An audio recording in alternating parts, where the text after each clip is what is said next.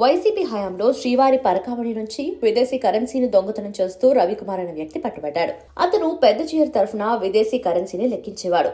ఓసారి నగదు తీసుకెళ్తూ దొరికిపోయాడు. కేసు పెట్టారు. అయితే ఈ కేసును లోక్ అదాలత్ లో టీటీడీ అధికారులు పరిష్కరించుకున్నారు. ఇది లోక్ అదాలత్ తో పరిష్కరించుకోవడానికి ఇరు వర్గాల మధ్య ఏర్పడిన వివాదం కాదు, దొంగతనం చేస్తూ పట్టుబడిన వ్యక్తి కేసు. మరి ఆ కేసు ఎందుకు పరిష్కరించుకున్నారు? ఈ రవికుమార్ కు చెందిన ఆస్తులు 100 కోట్ల వరకు అంతకు ముందే అప్పటి టీటీడీకి చెందిన కొంతమంది పెద్దల పేర్లకు మారిపోయాయి. అందుకే ఉపసంహరించుకున్నారని ప్రస్తుత టీటీడీ బోర్డు సభ్యుడు భానుప్రకాష్ రెడ్డి ఆరోపించారు.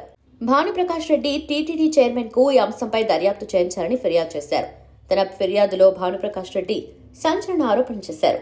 రవికుమార్ అనే వ్యక్తి పొట్టలో ప్రత్యేకంగా పెట్టించుకుని విదేశీ కరెన్సీని బయటకు తరలించేవాడని భానుప్రకాష్ రెడ్డి చెబుతున్నారు. కొన్నేళ్లుగా ఆయన 200 కోట్ల విలువైన విదేశీ కరెన్సీని తరలించుంటారని అంటున్నారు. పొట్టలో పెట్టించుకున్న ప్రత్యేక అర ద్వారా భద్రతా సిబ్బందిని ఏమర్చేవారని అంటున్నారు. టీటీడీ సభ్యుడైన భానుప్రకాష్ రెడ్డి తిరుపతిలో లోకల్. తిరుమలలో జరిగే వ్యవహారాలపై ఆయనకు క్లారిటీ ఉంటుంది.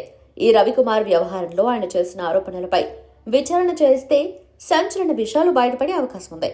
ఆ రవికుమార్ నిజంగానే పొట్టలో ప్రత్యేకమైన అర ఏర్పాటు చేసుకుని ఉంటే మాత్రం చిన్న విషయం కాదు.